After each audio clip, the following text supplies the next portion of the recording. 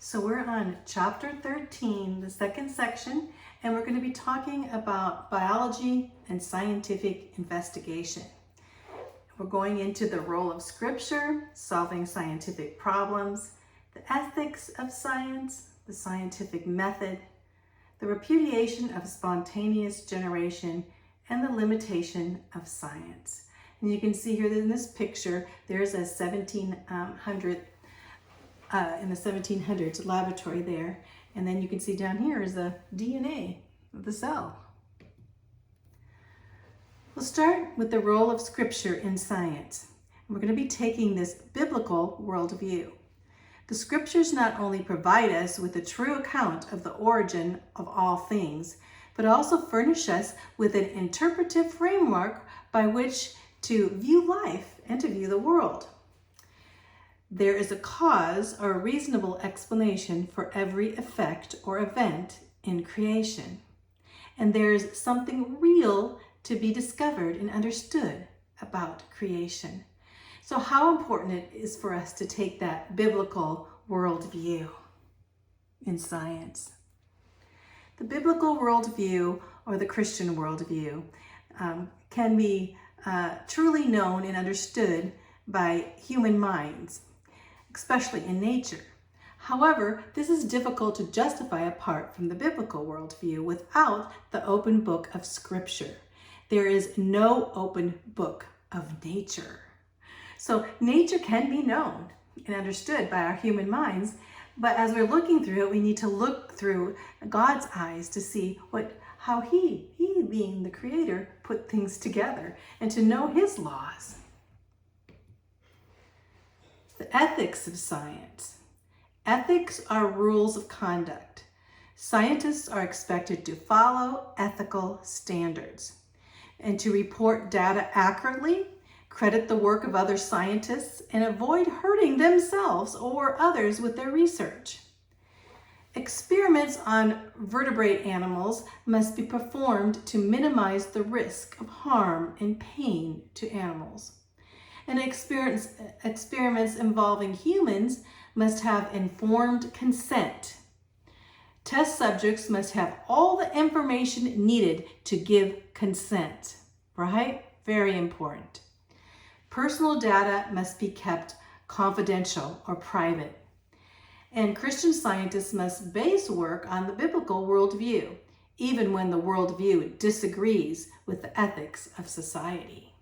So how important it is for ethics, accountability, principles, integrity, and values. We all have to put this into the ethics of being a scientist. Sir Francis Bacon. Sir Francis Bacon, 1561 to 1626. He was a devout Protestant philosopher, an essayist, a statesman, and a formulator of the scientific method. So question, who formed the scientific method goes all the way back to the 15th and 16th century with Sir Francis Bacon. He says, "Let no man think or maintain that a man can search too far or be too well studied in the book of God's word or in the book of God's works, divinity, or philosophy, but rather let men endeavor an endless progress in both." So Sir Francis Bacon, he emphasized how important it was to be studied in God's word when you were a scientist. Solving scientific problems, the scientific method. This is the method that Sir Francis Bacon put together, and we still have it today. The scientific method attempts to verify theory to see if it remains credible under many different conditions. Man's creative minds building upon what he has already believed to be true about the world. So basically taking those theories of other scientists in the world and building on those. Scientific theories that have been in the past are gravity in physics, atomic theory in chemistry, and the cell theory in biology. And they were not products of method, but intellectual power. The scientific method serves to verify or nullify a theory by providing evidence for it or against it. So the scientific method is the method we use to see if our hypothesis, that our guess in something, is correct or incorrect. Inductive reasoning is what we're going to use. Inductive reasoning is reasoning from the specific events in nature to their causes. It involves the activities of theorizing, observing, and experimenting. The purpose of the scientific method is to collect data and then assemble that data to confirm or discard our hypothesis. So there actually, here as you see this picture, there's two types of reasoning. Inductive reasoning is the bottom up. So we go from the bottom and supporting our data and gathering our facts and our examples and our evidence all the way to our conclusion. And the deductive reasoning is the top down. We have found a conclusion and we have to go backwards to the main points in the supporting data to see how this conclusion came to be. So you can see how science really is more of the inductive type reasoning. Steps in the scientific method. This is something you need to know. So first of all, you're going to state the problem clearly. And then you're going to think of possible solutions and gather all the information. And formulating this all together into a hypothesis. What is a hypothesis? It's an educated guess.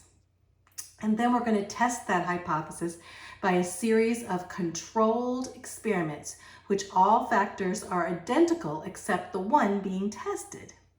And then we reach the conclusions. Does our test support the hypothesis? If the hypothesis is wrong or partially wrong, we have to re-examine our facts and alter the hypothesis and replicate the whole scientific method, go through the whole scientific method again with another experiment. So you see observation and the question, the hypothesis, the experiment, the conclusion, and on to the result. The scientific method is the same today. So even today we use that same method that Sir Francis Bacon used way back in the 1700s. So basically looking at our purpose, our research, and then our hypothesis, that's our educated guess, our experiment, our analysis, and on to that conclusion. And it goes on in a circular motion. Experiments have a control and experimental group. So we see up here again, the scientific method, state the problem, formulate the hypothesis, design the experiments, collect the data, analyze, and then draw your conclusions. So in an experiment, we have an independent variable, and that's the factor being tested. And then we have a dependent variable, any factor that's observed or measured to determine the experiment's results. So that is the measuring that variable. So let's talk about how we do this. Carefully monitor the situations. We have bacteria. So here we have a picture of bacteria on a slide. But substance, we would have a substance, a chemical, that we want to see if this chemical will kill bacteria or not. So we have two identical groups of bacteria. One is going to be exposed to our chemical and one is not going to be exposed to our chemical. And so the substance being tested is going to be the independent variable, and the group of bacteria receiving the chemical would be the experimental group. That's the group we're experimenting on. And the group that did not receive would be the control group. That is just our control group to see if anything happened to that, despite not being experimented on. If the experimental group of bacteria died and the control group did not die, then we could assume that the substance was a killer of the bacteria. And then, of course, we're going to have to do a replication of the experiments again and again to be certain. And we need to be very confident of the outcome. So it takes other people even doing the same experiment to see if they get the same outcome of the hypothesis. Theory. What is theory? A theory is after a hypothesis has passed the test of many well-designed experiments and gained support of other scientists, we're going to call it a theory. The scientific consensus is going to be a general agreement that this hypothesis is correct, not just because we think so, because other scientists think so too. And then we can call it a theory. It is possible that the theory may be proved wrong by more precise experiments or have to be modified with new knowledge, of course. So theories may change. Of course, we have E equals mc squared being pretty much of a theory into a law of Einstein. Scientific theories here. A theory is not an insult, as in this silly saying, it's just a theory. A theory is simply the most elaborate form of consistent scientific knowledge not yet disproved by an experiment. This is very important. In an experimental science, a theory can never be proved. It only can be disproved by the experiment. You want to disprove the experiment, not proved. It can never be proved. This is precisely what makes a theory scientific. A statement that cannot be disproved by an experiment may still be highly respectable, but it's simply not part of any experimental science. So, a theory can never be proved, but it can be disproved by experiment. That's important to know about theory. Scientific law. Well, scientific law stands the test of time as a theory turning into a law. And it is verified by experiments after experiments. And it's man's best understanding of how God's universe works in a law. However, man's understanding is often imperfect, so even laws may sometimes have to be revised in the light of unexpected observations. So sometimes you have an observation that comes and when new information comes and you think, oh, this law doesn't stand in this environment, maybe the environment of space or time, we'll see. A scientific law is a statement of fact. It explains an action or a set of actions, and it's accepted to be true and universal, and a law can be a single mathematical equation, as E equals mc squared, right? That is a law. The summary of the scientific method. So we formulate a worthwhile question or problem, and then we gather information through research and observation, and then we use these facts to draft a hypothesis, an educated guess, or a possible answer to our problem. And then we perform the experiment to test the hypothesis, and then recording through the experiment, analyzing the results, and then we can state and share our conclusions. So here again, the scientific method. Purpose. What do I want to learn? Research. Find out as much about your topic as you can. Hypothesis. Predict what the answer to the problem might be, or what it is, what you think it is. And then do the experiment and design a test to confirm or disprove your hypothesis. Then through the analysis, record what happened during the experiment. Show what happened so that you can record it and maybe in tables and such, so that you can put forth the conclusion and tell and share your conclusions with others. Was my hypothesis correct? Science and laws of nature.